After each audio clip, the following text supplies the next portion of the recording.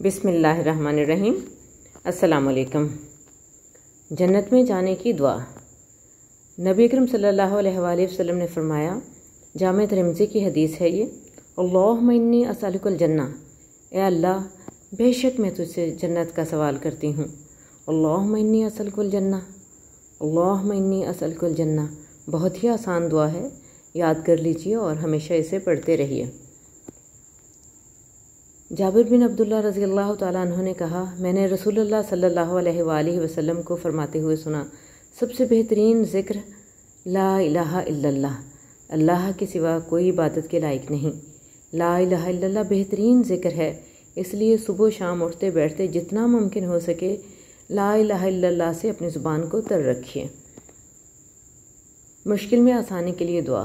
اللہم لا سہل الا ما جعلتہ سہلا وانت تجعل الحزن اذا شئت سہلا۔